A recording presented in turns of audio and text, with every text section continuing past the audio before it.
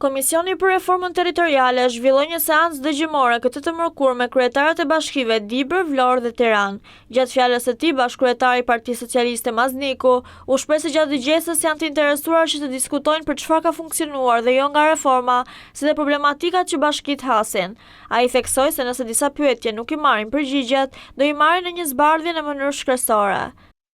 Objektivi ynë është dëgjojmë nga ana juaj problemet, gjërat që kanë funksionuar mirë ose jo mirë në mënyrën se si po operojnë bashkitë, kryesisht në 3 kolona kryesore. Kolona e parë lidhet me çështjen e kompetencave.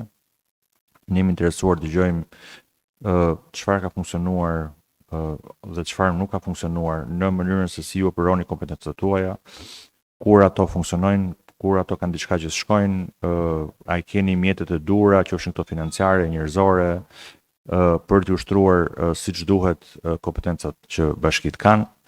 Së dyti, në çështje me kolona e dytë lidhet me financat vendore, lidhet në mënyrë të posaçme me mundësitë financiare që bashkitë kanë, qofshin këto nga të ardhurat e veta, qofshin ato nga të ardhurat qendrore, mënyrën se funksionon granti, problemet që bashkitë hasin në këtë çështje dhe çfarë mund të rregullohet dhe përmirësohet në këtë kuadër. Nga ana tjetër, bashkëkryetari i Partisë Demokratike Boçi u bëri thirrje të pranishmëve të fokusohen te problematikat dhe sfidat që kanë hasur pas zbatimit të reformës administrativo-territoriale 2014, duke theksuar se qëllimi i dëgjesës nuk ishte vlerësimi i arritjeve të së shkuarës, por identifikimi i mangësive dhe gjetja e zgjidhjeve për përmirësimin e funksionimit të bashkive.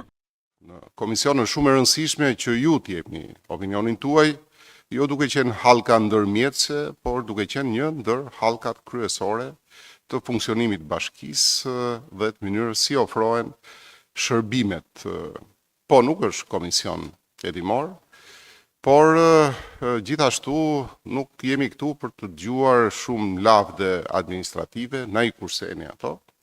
Nuk është komision dëshirash, sepse unë e di shumë mirë që çdo kryetar bashkie kur merr detyrën, patjetër ka angazhimin maksimal që ta realizojë mirë detyrën e tij dhe këtu jemi për të gjykuar mundësitë që keni ju. Këto i gjykojmë.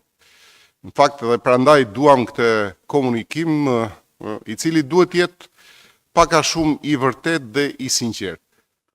Përfaqësuesit e komisionit theksuan rëndësinë e një debati të hapur dhe të bazuar në problematika konkrete, me synimin për të identifikuar nevojat për përmirësime të mëtejshme në funksionimin e bashkive dhe shërbimet ndaj qytetarëve.